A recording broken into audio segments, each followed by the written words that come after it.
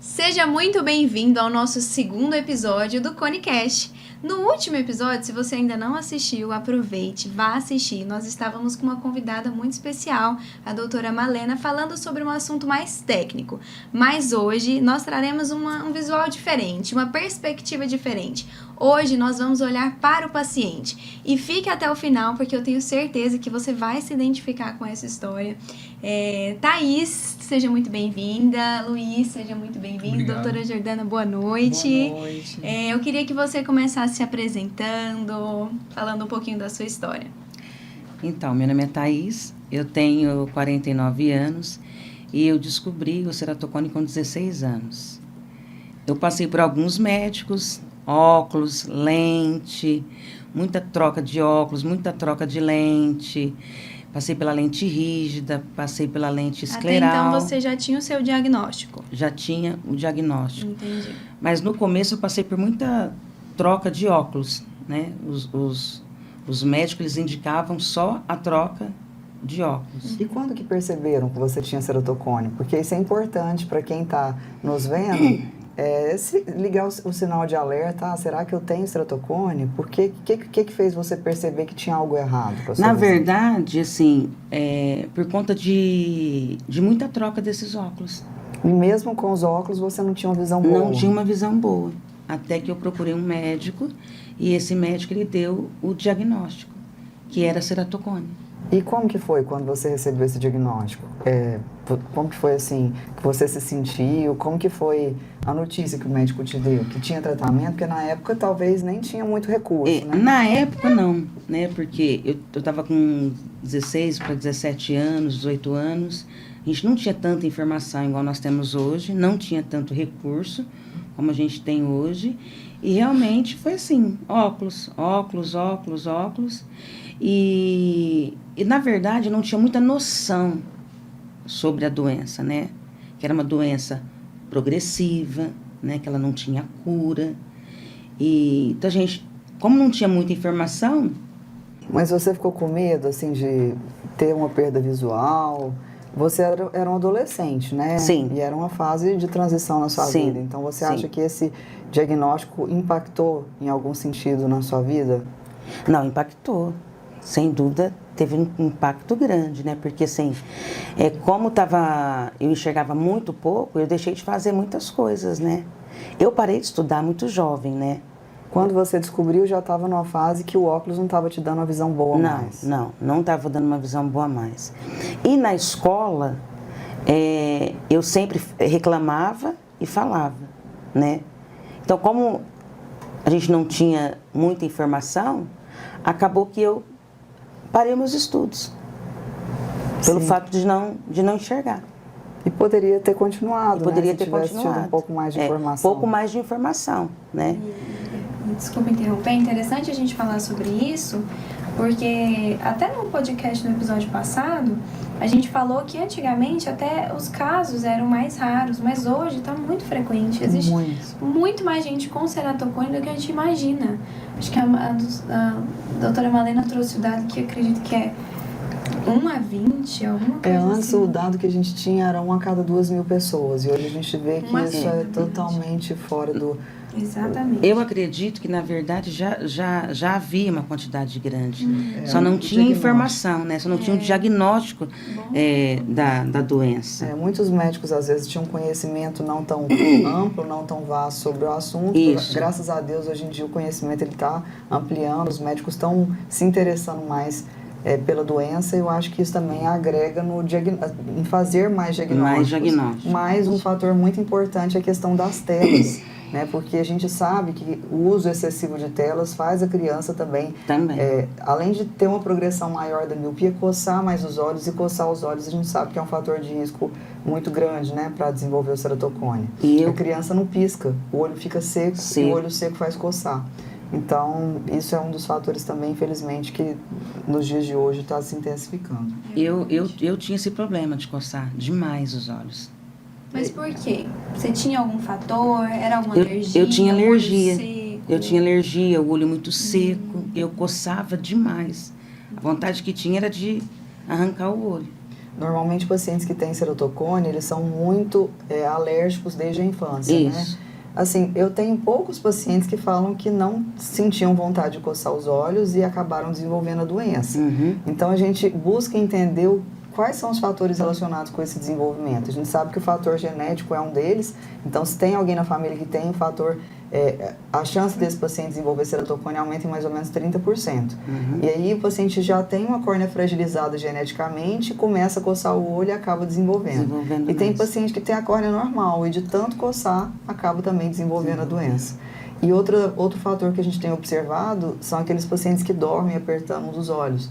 Está muito correlacionado com a doença, sempre é mais avançada, na maioria das vezes, de um lado em relação ao outro. E tem se observado que esse lado que é mais avançado é o lado que a pessoa dorme de bruços e às vezes aperta e deforma a córnea. Eu tinha esse hábito de dormir. Tem um olho que qual que era seu olho mais avançado? O direito? O direito que eu fui para transplante, né? E quantos anos você tinha? Eu tinha 26 anos quando eu fui para transplante. E como que foi, assim, você ter que entrar numa fila, esperar uma doação? Então, quando o médico falou, assim, eu fiquei bastante assustada, né? Porque ele falou assim, olha, o seu caso é muito grave, essa doença, ela não tem cura, né? E você pode ficar cega. E você precisa de um transplante urgente, só que você vai ter que ir para a fila, né? Porque foi no HC de Ribeirão Preto. Então, é um baque, né? Porque você sabe que um transplante, você não consegue do dia para a noite. Mas graças a Deus o meu eu consegui em 30 dias. Mesmo? Né? Consegui em 30 dias o meu transplante. Sabe quanto tempo que demora para sair uma córnea aqui em Goiânia? É porque as filas são estaduais. Então tem a fila de São Paulo, de Goiânia, cada estado tem a sua. Então aqui em Goiânia são 2 anos. Esse é um ponto que eu gostaria até de alertar para quem está nos escutando, né? A importância da doação de órgãos, porque às vezes a gente tem um ente querido que parte, né? E nós todos vamos partir um dia. Só que a gente não pensa no outro, né? Porque aquela pessoa que está ali, que a gente ama, pode dar visão para outra pessoa, pode até manter...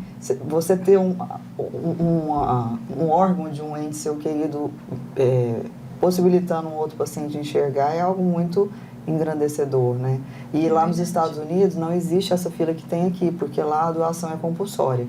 Quando o paciente não quer doar, aí ele tem que informar que ele não quer doar. Mas se não informar, ele doa. Aqui é o contrário. Aqui você tem que informar que você quer doar e acaba que, às vezes, naquela...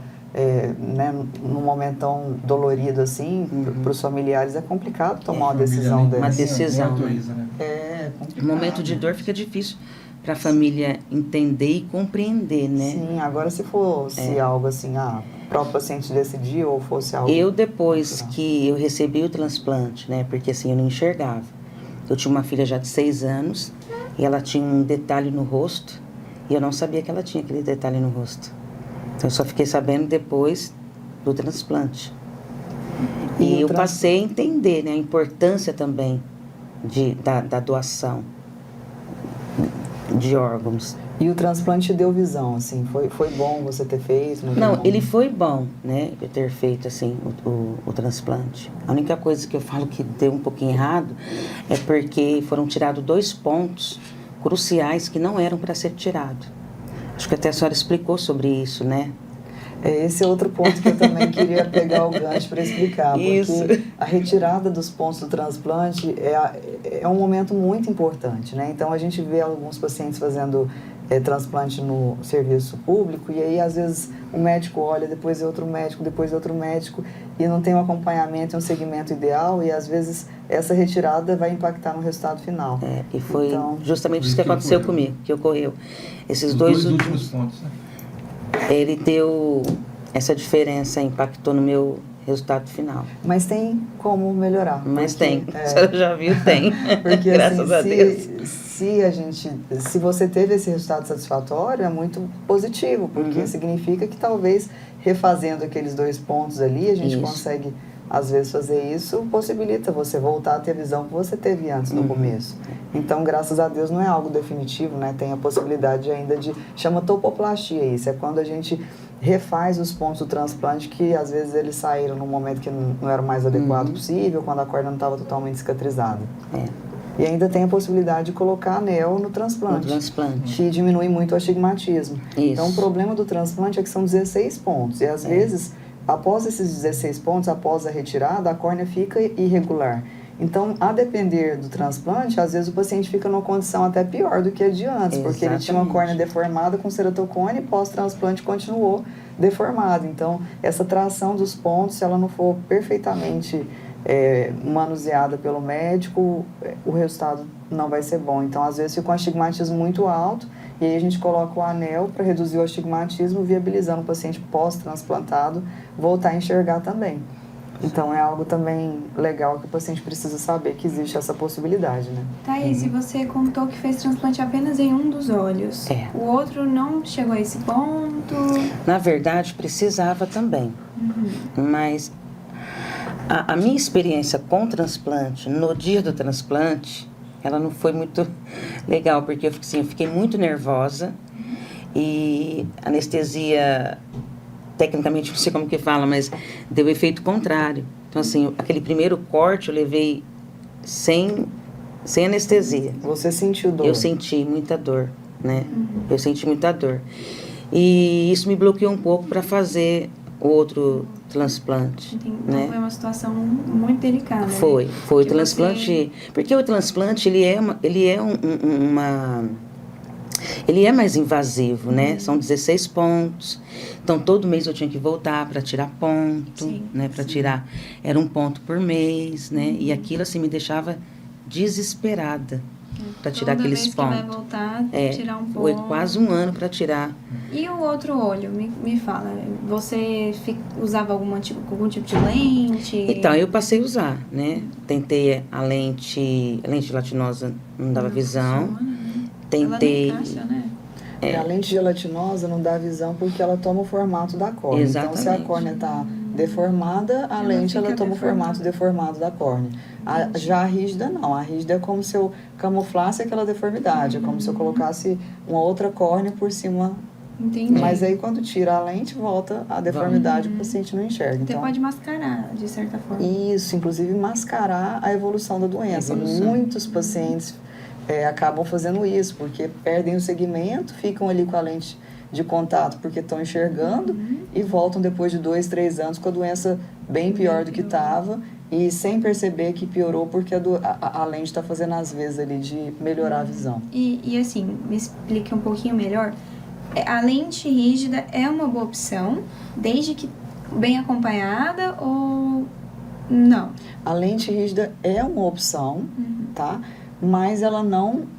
o paciente tem que entender muito bem que a lente é só para melhorar a visão e a lente não auxilia no tratamento da doença. E entender que o acompanhamento é imprescindível. Entendi. Porque se o médico estiver acompanhando e fazendo o segmento certinho, ele vai perceber se a doença está estável ou não. Entendi. Então, tem muitos pacientes, por exemplo, que podem restabelecer a visão com a lente de contato e, se a doença estiver evoluindo, associar com crosslinking. Entendi. Tá? Ou outra opção seria a gente tentar restabelecer a visão com o anel e, se evoluir mesmo após o anel, fazer o crosslinking. O que tem que ficar claro é que o anel ele melhora a visão. Já o crosslinking só estabiliza. Só estabiliza a doença. Entendi. E essa lente?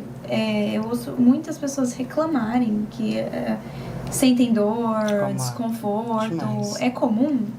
Isso é muito comum porque é uma lente que no primeiro momento... eu até pensei, gente, eu quero ver o que o paciente sente, né? Coloquei a lente no meu olho. De fato, é algo muito desconfortável. Eu falei, eu não consigo ficar com essa lente nem um minuto. E muitos pacientes falam isso. Agora, o curioso é que tem muitos pacientes que se adaptam, você acredita? Você sabe que eu fiz uma vez uma lente e o Luiz Antônio, ele até falou, você tá de brincadeira, né? Eu falei, essa lente tá me incomodando, ela tá cortando. Essa lente, ela tá fora da medida. E coloquei assim na ponta do dedo. Como eu enxergava muito de pertinho, eu falei, ela tá coisa de milímetro maior, por isso tá me incomodando. Eu não aguentava ficar com a lente, não aguentava. Aí nós levamos para medir realmente. Ela tava coisa assim, porque eu tinha trocado, na verdade, de médico. E ela tava coisa assim de milímetros maior. Então, e aquilo tava menos de milímetros. Coisa já não serve a lente. Já não serve, porque ela começa a cortar. E eu acho que aí vem o perigo da cicatrização, né? De criar uma cicatriz. Na verdade, o que acontece? Cada paciente tem uma curvatura ideal. E nem sempre a gente consegue a lente que se adapte perfeito àquela córnea daquele paciente. Então, se a lente ela ficar mal adaptada, ou seja, tendo um atrito ali com o ápice do cone, acaba, às vezes, gerando uma cicatriz pelo atrito da lente com a córnea, entendeu?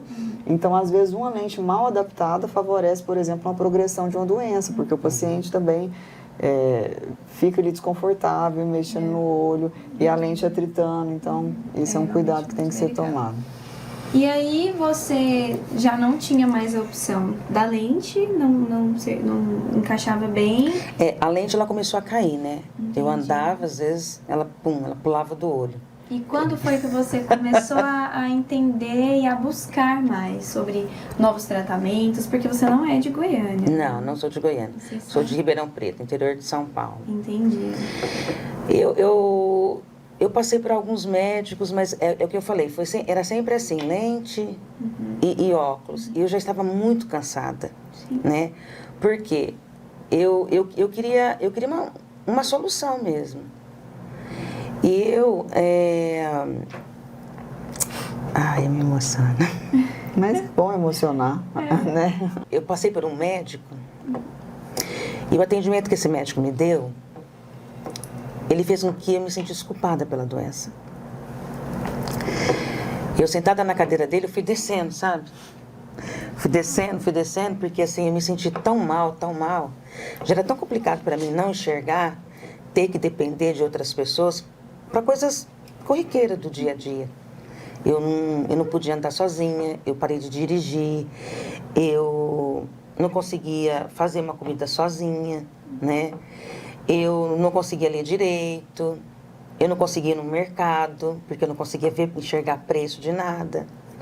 Então, eu já trazia uma dor muito grande, né? Então, de repente, ser tratada da forma como eu fui, ele fez com que eu me sentisse culpada da doença, como se eu nunca tivesse procurado uma solução. E não era. Houve um bloqueio. E eu realmente me bloqueei. E eu falei não. E além dele me fazer eu me sentir culpada, ele também não trouxe nenhuma solução para mim. E eu não quis mais procurar mais. Eu falei não vou mais procurar, e parei a minha vida. Isso é muito forte você falar, é muito forte porque além de você não enxergar bem, você não via, você ainda tem que passar por todos esses traumas, todas essas frustrações, Sim. Buscando uma solução, porque você cria expectativas. Sim. Né? Você vai fazer um transplante, isso te gera expectativas, e aí durante o processo é muito traumático, você vai ser atendida por outro médico e já é muito traumático. Muito. Então, é muito importante, né, ter esse olhar além da doença, e nesses cuidados, né, do paciente, do psicológico, o emocional. É muito, muito profundo. Agora, como médica, eu vou falar aqui de talvez eu poderia ficar um dia aqui contando várias histórias de pacientes que chegam já com um trauma como esse, né? E ser médico não é simplesmente pegar o diploma de médico. Eu acho que ser médico é cuidar. A gente está ali com a proposta de cuidar do próximo. E quando isso é levado assim, como se fosse a prioridade da profissão, que eu acho que tem que ser, o médico tem que se colocar no lugar do paciente. Exatamente. Né? Não vê o paciente apenas como só um paciente, né? Ou mais um na agenda dele, que é o que eu falo muito isso hoje também, né? Exato. E às vezes um diagnóstico mal dado, uma forma não adequada que você fala com o paciente, aquilo às vezes tem um impacto tão grande como teve na sua vida, de você paralisar a sua própria vida. Você acha que aquele médico entendeu ou sabe o que aconteceu com você? Não. Com certeza não tem a mínima noção, mas poderia ter, porque se ele tivesse, às vezes ele não faria isso e daria esse tipo de notícia. Igual aquela colega Magda, sua. Eu ia falar dela agora. Gente, eu fiquei assim... Eu acho que você nem sabe, né? Eu acho que a gente mandou o vídeo. Eu mandei o vídeo. Porque assim, eu falei, gente, como assim, né? Ela foi uma menina Magda, super bloqueada. Sim. Eu vou contar então a história da Magda.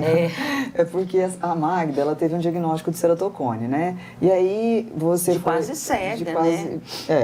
Aí chegou ao consultório, aí eu falei, mas... Olhei o exame dela, falei, você teve o diagnóstico de ceratocone? Sim, começou a chorar, eu vi que psicologicamente ela estava abalada. Muito abalada. E falou para mim que o médico falou que ela ia perder a visão e ela começou a treinar, andar no escuro, para simular como se fosse uma situação que ela ia acontecer com ela. Ela já estava se preparando para aquilo. Né? Ela apagava todas as luzes da casa. Ela falou, Thaís, eu apago todas as luzes da minha casa para mim já ir treinando, para hora que eu ficar cega. Só que quando eu vi o exame dela, ela não tinha ceratocone. Gente, então, assim, como que dá um diagnóstico sem ter uma absoluta certeza para um paciente? É uma sentença. É uma sentença que a pessoa dá para outra, né? E você pode destruir uma vida, né? E na realidade, às vezes a internet é muito favorável, mas também desfavorável. Exatamente. Porque são informações que são soltas ali e cada lugar fala uma coisa diferente e o paciente fica perdido, né? Sem saber como conduzir tudo aquilo. Exatamente. Então, por isso a importância de você procurar um profissional que ele seja especialista. Sim. Hoje eu até falo, todo profissional que eu procuro hoje, eu procuro um profissional que seja especialista dentro daquela área. Exatamente. Né? E que ele também tenha um atendimento humanizado, que ele não me veja apenas só como um número, né? Exatamente. Então, é muito importante a gente também falar sobre isso, sobre o atendimento humanizado, né? Um atendimento, você ter um atendimento acolhedor. Eu costumo falar que a gente, quando vai em médico, a gente coloca a melhor roupa, a gente faz a unha, faz uma maquiagem, né? Às vezes passa o melhor perfume, você faz todo um escopo ali na sua cabeça para poder falar com o médico, né? Porque pra gente, o médico, ele já passa uma mensagem de autoridade, né? E às vezes uma conversa, ele trava o paciente. E eu acredito que esse travar é na onde não vem o diagnóstico mais preciso. Porque às vezes o paciente ele fica ali tão travado que ele não consegue falar nada. E se ele não conseguir falar, como que ele vai ter um diagnóstico preciso, né, doutora? Falar, né? Na verdade, eu acho que o escutar é a parte mais importante da consulta. Porque se a gente não escuta, às vezes eu vou propor alguma coisa para o paciente que não é uma possibilidade para ele. Exatamente. Então, vou te falar de algumas situações. Igual tem um colega neurologista, né? Ele foi no consultório ontem e ele trabalha com microcirurgia. Então, ele precisa de uma visão muito boa, né? E ele tem ceratocone.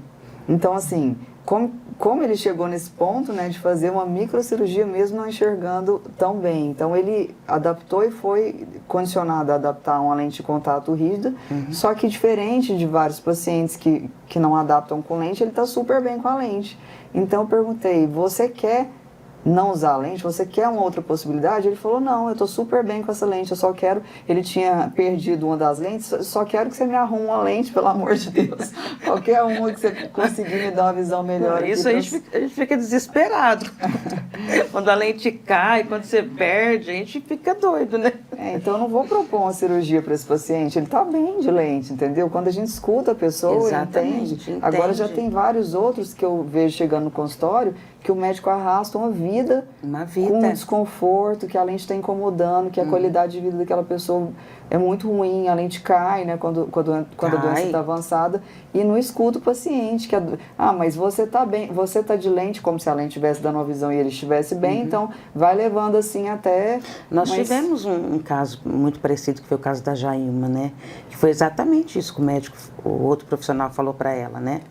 Na verdade, a Jailma é um caso bem interessante também, né? Porque ela falava, gente, eu tenho que colocar essa lente que me machuca, mas é o que me faz enxergar, é o que me faz conseguir levar minhas filhas na escola e fazer minhas coisas, né? E doía e machucava, né? Eu falei muitas madrugadas com a Jailma, né? Porque ela conversava comigo, perguntando, né, do resultado, do anel e tal.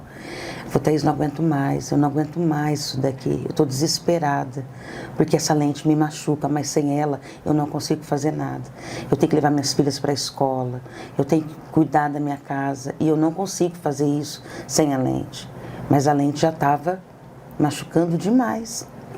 Depois a Jailma vai contar um pouquinho desse dela no podcast. A história dela também é bem bacana, assim, da Jaia, né? Porque ela conseguiu também ter um resultado muito satisfatório com o anel, né, doutora? Sim, demais. Demais. E eu acho legal a gente começar do começo, né? Quando foi que você encontrou lá de São Paulo? Como que você chegou aqui em Goiânia? Doutora Jordana, né? Exatamente. Olha, eu falo Conta que... o começo que eu conto o final. Eu falo que... Eu falo que foi uma madrugada mesmo, assim. Uma madrugada, o Luiz Antônio trabalha viajando, e eu estava sozinha em casa, e eu estava muito triste pelo fato de não estar enxergando. E eu tinha uma loja de decoração. E eu já não estava conseguindo atender as minhas clientes com projeto. E eu estava muito, mas muito assim, angustiada. E eu falo que foi depois dessa oração que eu falei com Deus. Eu falei, Senhor, me ajuda, porque eu preciso de um profissional. Eu preciso de um profissional que me escute, que me acolha. Porque eu já não estou aguentando mais. E... Deus é bom o tempo todo. E quando eu peguei o celular, estava passando ela. No Instagram. No Instagram. E eu falo assim, que realmente foi Deus que me apresentou ela. Porque, e ainda assim, eu fiquei 1 ano pesquisando ela. Eu fiquei 1 ano observando, mandei uma mensagem, ela me respondeu. E eu falei, não deve ser ela, não. Impossível que é ela. Aí eu falei, manda um áudio. E era ela mesmo. Foi assim, foi muito acolhedor, né? E aquilo reverteu aquela outra situação que eu tive dentro do outro consultório. Aí o senhor falou comigo, sabe? Ela pode ir. Aí eu marquei e vim, fiz a consulta. E foi muito legal, porque assim, o atendimento humanizado foi um atendimento muito diferente do outro que eu tinha tido. E eu falei, meu Deus, né? Eu até brinco com ela, eu falo que o meu resultado muito satisfatório que deu para mim não aconteceu no centro cirúrgico. Ele aconteceu dentro do consultório, porque alguém me ouviu, né? Ela parou para me ouvir, né? E eu pude explicar tudo certinho o que eu senti. Então eu me senti assim muito acolhida, né? Eu me senti segura com ela, né? E eu falei, meu Deus, eu acho que eu achei, né? E aí quando ela falou para mim assim, um detalhe muito importante que eu percebi é que foi assim, o meu olho do transplante, eu vi que ele estava começando a ficar um pouco embaçado. E, na verdade, eu vim por conta do olho do transplante. Né? Como ele estava ficando embaçado, eu estava com medo. Eu falei, meu Deus, será que eu estou perdendo esse transplante, o olho? Será que eu vou ficar cega? Porque foi exatamente isso que o outro médico falou para mim, né? E ela teve a sensibilidade de focar no meu outro olho, né? Então ali eu falei, não, eu tô segura aqui. Ela falou, Thaís, eu consigo te ajudar, sim. Eu acho que o anel, ele vai melhorar bem, né? Então eu falo para ela que a escuta dela, o acolhimento, ele me trouxe uma segurança tão grande, eu falo, foi ali, eu recebi o resultado do anel dentro do consultório, né? No centro cirúrgico, eu acho que isso foi uma consequência, né? Porque eu fui tratada emocionalmente primeiro, né? Então eu acho que isso ajuda muito o paciente. Não sou médica, mas eu acho, né, doutora? A senhora pode falar melhor que eu. Eu acho que quando o paciente ele entra com essa segurança, eu acho que ajuda também no resultado. Sim. Né? E às vezes o paciente está preparado e às vezes não está preparado. E quando o paciente ele chega, às vezes, com muito trauma e muito recente, eu entendo que às vezes aquele não é o momento que eu devo propor, por exemplo, uma cirurgia para ele. E às vezes eu falo, olha, vamos acompanhar mais um pouco, né, até a pessoa ir digerindo aquela ideia, porque às vezes você fala, você precisa de uma cirurgia, e aquilo às vezes a pessoa não está esperando, porque para mim é algo trivial, né, sim, fazer cirurgia, mas para o paciente não é. Ainda mais um paciente que vem com tantos traumas de antes de ter feito transplante, de ter feito anel, e outra, eu falo, assim, para eu chegar a falar, não, vamos tirar esse anel, colocar outro anel. Eu tenho que perceber o psicológico da pessoa. Exatamente, isso é muito importante. E por histórias assim como a sua, Thaís, são várias, né? Que acaba me levando a ter a certeza de que esse é o meu propósito aqui nessa passagem chamada vida, né? Nós não estamos aqui à toa. Sim. Então eu vim de uma família de médicos e eu não fiz medicina por dinheiro, longe de ser isso. Eu via meus pais batalhando ali dia e noite, chegando exaustos, mas quando eu vi os pacientes tratados por eles, agradecendo, aquilo para mim desde criancinha era muito bonito de se ver. Eu falava, gente, olha que profissão linda, né? E aquilo foi me encantando. E desde pequenininha eu sempre quis fazer medicina para isso, para ajudar as pessoas. Outras pessoas. E hoje, assim, tratando ceratocone, eu me sinto muito realizada, porque não foi eu que escolhi o ceratocone que me escolheu, né? Exatamente. Na verdade, eu fiz a oftalmologia para fazer cirurgia refrativa, porque eu tive a minha vida transformada com a cirurgia refrativa, que eu tinha um grau muito alto, fiz a cirurgia e para mim mudou minha vida. Falo, nossa, eu quero fazer isso, porque eu quero fazer para os outros o que eu passei também. Mas aí eu conheci o Dr. Paulo Ferrara, comecei a fazer implante de anel e comecei a transformar vidas de pessoas que não tinham possibilidade mais, porque uma cirurgia refrativa, às vezes, o paciente pode, vai, faz e pronto. Só que pacientes que têm ceratocone, que você dá uma solução para ele, aquilo é muito gratificante, que a pessoa fala, igual você, depois da cirurgia, olha, eu tô enxergando, filmando. Não, pelo amor de Deus. Eu Luiz, né? Qual, assim, a maior diferença da Thaís, do pré e o pós-cirurgia? O dia que eu sumi sozinha. Isso eu quero saber, Luiz. Eu só escutava o cartão dele apitando. Nós temos uma história junto aí de quase 35 anos, né? E até uma parte disso é triste, porque e até é bom, importante falar isso, né? A gente não percebe, né? Tudo bem, ela também ficou... Isso veio à tona com 26 anos, quando resolveu fazer, né, conseguiu fazer o transplante. E depois todo esse bloqueio que os médicos, né, o doutor passou lá na ocasião. E depois de mais de 20 anos veio fazer descobrir a doutora Jordana e fazer o implante do anel. 20 anos é uma vida, né, gente? 20 anos é uma vida. Sim. E isso faz com que a gente pare e pense, porque mesmo você achando que apoia, né, quem tem uma deficiência dessa, né, que não sei se a deficiência é o nome correto, em vários e vários momentos você não dá atenção devida, porque você não consegue perceber a dificuldade que ela tem. Muitas vezes, obviamente, por que você não vai ali? Eu não posso ir, vai lá, faz isso, faz aquilo. E na realidade, como fazer? Sem enxergar. Em médico, às vezes tinha consulta, eu tinha medo de ir sozinha, porque eu falava, vou sentar lá, vai chamar lá, eu não vou enxergar. Aí depois, é coisa simples, simples pro outro que enxerga, mas para mim não era. Eu falava, não, e ficava com vergonha de falar, né? Falava, não, vamos comigo, você não pode me levar? Me leva. Meu bem, mas é aqui, ó, você pega o Uber, né? E você vai te deixar lá na porta. Né? Então acho que é muito importante você falar sobre isso também. Fica o alerta para todos, né, que vão assistir esse Conicast, que tem aí um familiar, uma esposa, um marido, né, um filho, sei lá, que tenha esse problema, ou que não sabe que tem esse problema, mas tem alguma dificuldade de visão. É bom, é importante, é extremamente importante, necessário dar uma atenção, porque pode ser um grau, mas pode ser algo mais sério, né?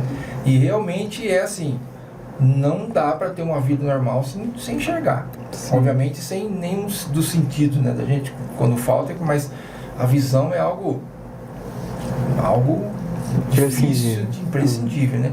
E a Thaís, ela sempre foi alegre, né? Sempre foi, né, desse jeito expansivo de ser, né? Mas como todos que têm ceratocone, inclusive falando ali da Jailma, as pessoas não sabem. Só sabe quem convive ali, que tem aquela... Mas o jeito dela de viver a vida não passa para as pessoas que têm um problema sério desse. Às vezes até o fato da gente mostrar muita alegria, Isso. é um disfarce. É um disfarce, pra esconder. E hoje Com certeza. É um né, disfarce. depois do implante do anel, né? Conta o dia que eu sumi. Eu quero saber. Conta o dia que eu sumi. Uma semana depois? Eu acho que eu tava com 7 dias de cirurgia. 7 dias. Após 7 dias, né, de ter colocado o anel no olho. Eu sumi, filho. Eu e minha filha, a gente tenta contato, né? Ligar pra ela e falar, oi, tudo bem? Onde você tá? Eu tô no shopping. Como? Eles esqueceram que eu tava enxergando. Ela nunca tinha ido no shopping sozinha. Não.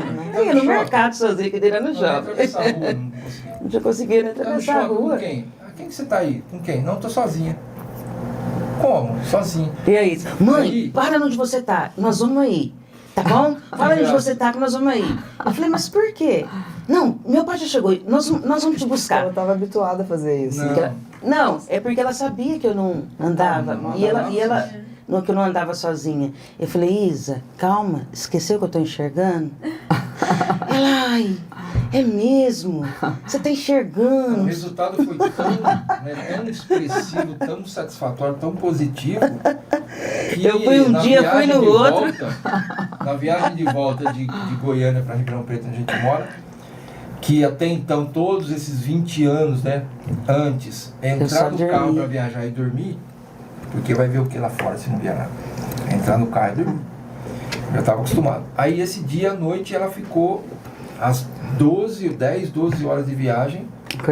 Acordada. Até hoje eu fico, né? Eu não durmo mais. Lendo placa de carro, Eu fico lendo livro agora, né? Eu leio livro nas viagens. Até ele trouxe uns 10. Nossa, tá igual criança quando aprende a ler. Mas essa é a sensação, né? É muito estranho ver ela falar assim, Luiz, estou indo no shopping. Sem mim? Como tá. assim? Não, É difícil pra gente entender isso. Não, eu ia fazer uma viagem, eu falei, vou de avião.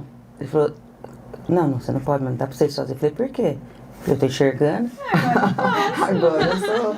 E quem tinha medo de pegar até ônibus, eu peguei um ônibus errado. Eu entrei dentro... Eu entrei em ônibus errado. Eu já entrei dentro de Uber, que aí eu vi que a pessoa estava indo para um outro lugar. Eu falei, moço, parece que você está indo para outro lugar. Ele falou, não, ele falou, como a senhora chama? Eu falei, Thaís. Ele falou, não, a senhora entrou no Uber errado. Nossa. Então, assim, é como criança mesmo, quando começa a andar, descobrir as coisas, sabe? Isso é muito importante demais na vida de uma pessoa. E tanto é que está aí agora, despertou uma nova vida, né? Uma nova vida, com sonhos sendo recuperados, refeitos, voltou a dirigir, voltou... Vou fazer faculdade, que eu tinha um sonho de fazer, vou fazer psicologia. Vai fazer psicologia. E o que eu acho mais legal é que isso impulsionou você a ajudar as outras pessoas, né? Por que você está aqui hoje? Porque você quer ajudar os outros e a Thaís se propõe a isso. Então, às vezes o pessoal do Instagram lá tá vendo a Thaís aí toda hora porque ela ficou tão entusiasmada, né? Tão feliz, né? Porque, com o resultado dela. Falou, gente, isso não pode ficar só para mim, né? Eu não posso deixar isso só comigo. Então eu tenho que dar um jeito de ajudar outras pessoas. O porquê da faculdade de psicologia? Justamente para ajudar as outras pessoas também, né? Sim, e deixa eu falar só um pouquinho agora o novo projeto, né, que você tem, que tem tudo a ver com o que você viveu. Tem. Agora, a Thaís, ela começou a falar da história dela, né, e agora está fazendo palestras sobre tratamento humanizado, então... Assim, atendimento humanizado. Eu falo que tem que atender bem os pacientes. Sim, porque eu acho que a sua vivência fez você ter uma experiência que às vezes ninguém vai conseguir ensinar tão bem quanto você, porque você viveu aquilo e sabe a importância daquilo, né? Eu falo que assim, às vezes, doutora, que nem a gente estava falando com a Bárbara, minha amiga, que ela veio fazer o exame e ela andou 15 horas de ônibus para fazer o exame. Então você imagina, ela desceu da rodoviária e ela foi direto para o consultório para fazer o exame, a Bárbara. Gente, é muito cansativo. Então, às vezes, geralmente, quem está ali de frente, ou a recepcionista, ou a secretária, às vezes até o próprio médico profissional, talvez ele não tenha essa informação, que ela andou 15 horas de ônibus, desceu, só foi no banheiro, não descansou, lavou o rosto ali, deu um tapa no visu E foi. Agora, olha o respeito que a gente tem que ter por um paciente desse. Exatamente. Né? Eu acho que tem que ter esse cuidado, esse olhar. É o que a senhora falou, respeito. É respeito pelo tempo mesmo. que ela gastou. Agora, você imagina, se ela viaja esse tanto de tempo e é atendida em 10 minutos. Exatamente. Um descaso. Um descaso. Não é ouvida, não é acolhida. Né, que falou, Thaís? Nossa, eu fui muito ouvida, né? Ela falou, meu Deus do céu. Eu fui muito ouvida, me senti muito acolhida, valeu muito a pena. Viajaria 30 horas. Quer dizer, já não ficou pesado para ela. Né? Às vezes ela foi embora com o coração mais leve. Muito né? mais leve, mais leve, mais tranquila. Então, às vezes a gente começa a tratar o paciente ali. Exatamente. Né? Por isso que essa idealização desse plano, né, de tratamento ceratocone care é isso, é você ver que existe uma pessoa, não existe um olho, não existe tratar primeiro a pessoa, né, doutora? Não só a doença. Primeiro você escuta, isso. Depois você está ali, se Deus te preparou para você estar ali, não é preparar simplesmente tecnicamente para fazer a cirurgia, você tem que preparar para colher também o doente, porque às vezes você faz, eu inclusive já tive pacientes que a gente faz a cirurgia e ele continua sem achar que está enxergando. O Dr. Paulo contou pra gente uma história bem interessante no curso passado. Ele tratou do paciente, fez a cirurgia de anel e o paciente lá na recepção falou com ele, tô aqui, Dr. Paulo, só esperando a hora de ir, né, de me levar. Porque era um adolescente, estava naquela fase de transição, depressão. E aí quando ele foi testar a visão do paciente, estava 90%, 20-25%. Então assim, apesar de ter restabelecido a visão do paciente, o psicológico dele está tão abalado que ele está esperando ir, mas olha, doutora, a senhora tocou um fator legal aí, porque a maioria das pessoas com ceratocone, elas têm um pouco de depressão. Acaba que tendo um pouquinho de depressão, cria uma ansiedade, desenvolve ansiedade, a Jailma mesmo, já tinha uma grande ansiedade por conta do ceratocone. Sim. E hoje é só alegria, né? E hoje é só alegria. E ela é uma mulher feliz, né? Assim, com um sorriso estampado no rosto, antes era um pouco mascarado, né? Que ela não falava da doença dela, mas hoje eu sei Mas no quarto só chorava, né? Igual genuinamente feliz. Genuinamente feliz mesmo. Outro ponto muito importante, voltando um pouquinho no atendimento humanizado, igual a senhora falou, o cuidado, ele começa no primeiro contato. Sim. Por exemplo, o paciente está procurando um profissional, encontra. Vai encontrar o pessoal ali de frente, na recepção, atendente e tal. Mas esse primeiro contato já traz para o paciente um ponto positivo ou negativo em relação ao que ele espera ali.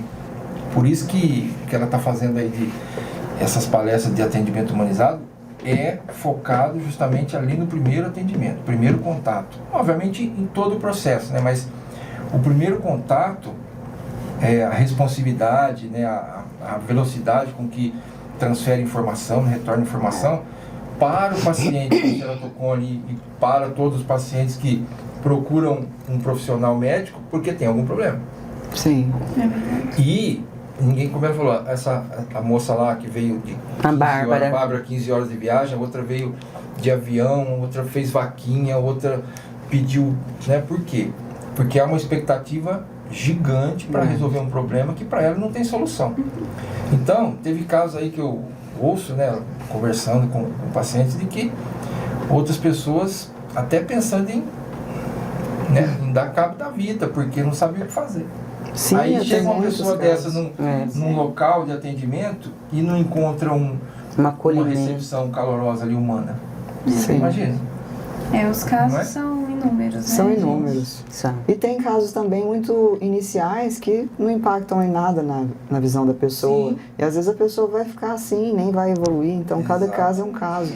Eu acho que o importante é a gente levar a informação que o ceratocone, ele tem tratamento sim. Sim, né? Tem uma frase que eu uso muito. Gente, o ceratocone, hoje, ele tem tratamento sim. A nossa camiseta. A nossa camiseta aqui, ó, a gente... Ceratocone tem tratamento. Uma forma humanizada de tratar o ceratocone. O ceratocone tem tratamento. O ceratocone tem tratamento. Hashtag aí, né? E a gente criar uma comunidade de apoio, eu acho que é muito importante, Muito importante. Uns ajudando os outros. E esse movimento, eu acho que é o que impulsiona, talvez, a pessoa de buscar uma saída. Exatamente. Hoje, eu tenho um grupo, né? Eu criei um grupo no WhatsApp, quando eu sei que a pessoa... Que às vezes, por conta que as pessoas veem muito eu falar no Instagram, elas me chamam, né? E a gente acaba fazendo um monte de amigos, né? Fala que são meus amigos do ceratocone, Se né? o Instagram vai chamar, então, amigos do ceratocone. Aí, boa, tá vendo? Boa ideia. Amigos do ceratocone. Então, a gente conversa bastante, né? Fala, eu vou operar em tal lugar, ó, me avisa o horário. Então, o que a gente faz? Tem um grupo de oração. Tem um grupo de oração, né? Então, antes da pessoa entrar na sala de cirurgia, fala, ó, fica ligado aí no celular que você vai receber aí umas mensagens. Para apoiar mesmo. Eu estou tentando criar exatamente isso, essa rede de apoio. Sim. Né? Fazer para o outro, talvez o que eu gostaria que alguém tivesse feito por mim lá atrás, né? Então, assim, é muito bacana, porque eu já ouvi assim, nossa, Thaís, graças a Deus, menina do céu, que você me mandou todas esses áudios de oração, porque eu estava aqui, eu estava tremendo, né? Porque essa pessoa não sabe, né? Fala, gente, a cirurgia do anel é uma cirurgia muito tranquila. Quando eu achei que estava começando, já tinha acabado. 5 minutos. 5 minutos. Eu falei, uai, mas eu pensei pra quem que... é especialista, né? Eu falei, pra quem é especialista. Você viu a cirurgia? Durou quanto tempo? Uns 5, 10 minutos? 7 minutos. 7 minutos contado no relógio. É muito rápido, né? 7 Se a pessoa tiver essa percepção da simplicidade que né? Eu até postei, porque eu tinha postado, aí apareceu chorando, né? Na hora que vai começar a cirurgia. Aí você falou, Thaís, por que você estava chorando? Você estava muito nervosa, estava com muito medo, estava doendo, né? Já tinha levado anestesia, como que é essa anestesia? Falo, não, gente, ali foi um choro, aí depois eu até postei de novo e escrevi. Falei, não, aquilo ali foi um choro que eu tinha certeza que tudo ia dar certo. Não foi choro de medo, foi um choro de alívio. Eu falei, meu Deus, vai dar tudo certo. Entregue nas mãos de Deus, nós aqui somos só instrumentos. Só instrumentos. Então, se você confia, tem fé, entregou nas mãos de Deus, Ele faz o caminho e usa as nossas mãos para... Né? Quanto mais pessoas nós alcançarmos com informação, com tratamento, com atendimento humanizado, melhor. Então, para a gente finalizar, eu queria que você falasse as suas expectativas, tanto com o protocolo, doutora, as suas expectativas com o protocolo, e você com o cenário, né, do tratamento do ceratocone de forma geral. O que você espera para um futuro, assim? Eu espero que muito mais pacientes consigam encontrar profissionais que realmente se preocupem com o paciente, Sim. que tenham respeito pelo paciente, né? Que, eu vou falar numa linguagem assim, que não apenas veja o paciente como um número na agenda dele, ou como um cifrão. Sim. Que veja ele como um ser humano, verdade. né? Que tem emoções, que tem sonhos. Porque quando eu encontrei isso, né? A minha vida, eu falo assim, minha vida de outubro para cá, ela mudou, né? Eu sou uma outra pessoa, né? Eu falo que eu resgatei sonhos, tirei sonhos que estavam dentro da gaveta, que eu achei que eu nunca ia conseguir tirar, né? Que era o sonho de fazer uma faculdade. Então, o que eu espero? Eu espero isso, que as pessoas tenham mais informações, né? E que as pessoas tenham a felicidade de encontrar um profissional que tenha um atendimento humanizado. Não só o atendimento humanizado, mas que ele tenha a técnica, né? Porque ele também, não adianta ele ter só o atendimento humanizado. Ele tem que ter a técnica e o conhecimento. Então, assim, do fundo do meu coração, e que eu oro e falo com Deus, sempre que as pessoas me procuram, eu falo, Senhor, direciona. Porque eu falo com pessoas, tem pessoas até de outros países que me chamam pelo Instagram, sabe? Então, esse é meu desejo. Que as pessoas tenham mais informação, que as pessoas saibam que o ceratocone, ele não é o fim, ele não é uma doença que nos define, né? E que tem tratamento sim, né? Perfeito. E pegando esse gancho, Thaís, eu vou começar a te levar para as minhas aulas de anel. Porque assim, o que você falou é muito importante, que a gente está ali para ensinar a parte técnica, né? Sim. E o meu trabalho, eu não quero tratar todos os pacientes, nem consigo, né? Então, e nem consegue. O nosso objetivo, meu objetivo com esse propósito que eu tenho é ensinar mesmo, e eu ensino genuinamente, né? Assim, quem passa pelos cursos sabe que eu dou o sangue ali para ensinar, de fato, que eu consegui aprender ao longo de anos aí, entre tentativas, erros, que vai nos levando a uma capacitação. Sim. Que às vezes eu posso encurtar o caminho do outro, mas levar a mensagem não só da parte técnica, e sim da parte humana. Então, se eu tivesse você ali comigo, ensinando como tratar o paciente, eu acho que o êxito desses médicos seria muito maior no tratamento dos pacientes deles. Então, acho que isso é algo que tem que ser muito ensinado também. Muito ensinado. Tem que fazer parte, né? Tem que fazer parte, tem que iluminar a cabeça do médico para que ele consiga visualizar e entender. Né? Às vezes o médico, talvez ele nem faça isso e ele nem dê esse atendimento com essa intenção, né? Sim, talvez ele ainda não conseguiu ter essa percepção. Ou às vezes ele está tão cansado, igual a medicina às vezes esgota. A pessoa que ela às vezes não consegue ali naquele momento, né, entregar o seu melhor. Por isso que eu acho que a gente tem que buscar fazer da medicina uma medicina diferente. A gente fica escravizado assim com volume de convênio, não é por aí, porque a gente está lidando com vidas, então a gente não pode fazer... vidas, sonhos, né, doutora? Sim. E não é só o médico, foi o que o Luiz Antônio falou, desde do agendamento, sim, a recepção, né?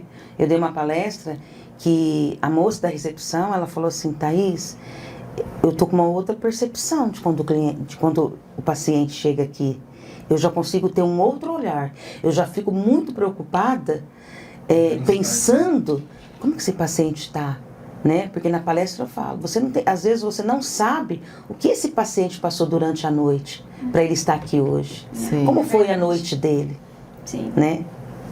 Ou todos os dias da semana. Então eu achei muito legal porque ela falou assim para mim, olha, eu já olho os pacientes com outro olhar. Uma outra ótica. De que forma? Eu me coloco no lugar dele, eu fico pensando, meu Deus, o que ele está pensando? Como que esse paciente está? Então hoje, Thaís, eu dou o meu melhor para o paciente. Não importa que eu sou recepcionista, né? Porque às vezes uma palavra da recepcionista também, ou da secretária, ou do agendador, também pode bloquear. Sim, então eu acho que tem que ser uma linguagem entre todos, um conjunto, né? Porque não adianta nada, de repente, a secretária, o agendador, a recepcionista, ter um atendimento humanizado, o médico não ter. Ou o médico ter e a equipe dele não ter. Isso já aconteceu comigo. Eu já tive paciente que uma antiga secretária falou, Jordana, eu gosto muito de você, né? Seu tratamento não tem igual, mas eu não quero voltar aqui por causa dessa secretária. Que aí nós somos os últimos a saber, às vezes, às né? vezes o que tá acontecendo. O médico é o último a saber. Então eu acho muito importante e eu achei muito gratificante quando ela veio falar isso pra mim, sabe? Falei, que bom, né? Na verdade é um conjunto, né? Um conjunto. Se tudo estiver muito bem encaixado, acredito que funcione. Por isso muito a importância muito bem orientado, né? Exatamente. Muito bem orientado. A importância desse trabalho, né? Que Deus iluminou aí, que surgiu, que aconteceu, né, diante do bloqueio que houve lá no passado. Então, acabou se percebendo que há essa deficiência, né, por conta da tecnologia, né? O WhatsApp é frio, né? O Instagram é frio, é uma tecnologia. A inteligência artificial querendo imitar os humanos. Exatamente. E nunca vai ser. Muitas coisas. Nunca vai ser igual, né, gente? O humano, ele precisa o ser humano, ele precisa desse calor. A conexão, né? E o afeto são insubstituíveis. A máquina não vai conseguir fazer isso. Não tem como se desvencilhar hoje da inteligência artificial e da tecnologia, não tem. É verdade. Mas é extremamente imprescindível o atendimento humanizado estar conectado ali. É verdade. Então, nós finalizamos assim com essas reflexões, né? Trazendo novos questionamentos, novos assuntos para próximos episódios, né? Que abrangem atendimento, recepção e o atendimento de forma completa, o casamento do atendimento humanizado com a técnica, que um não anula o outro, mas os dois funcionam muito bem. E nós convidamos você a acompanhar todos os conteúdos do nosso canal, assistir os próximos episódios e os passados também, e quem sabe dar sugestões, né, para os próximos Conicast. Sugestão. Então, gente, boa noite para vocês e até mais. Muito obrigada, boa noite. Boa noite, gente.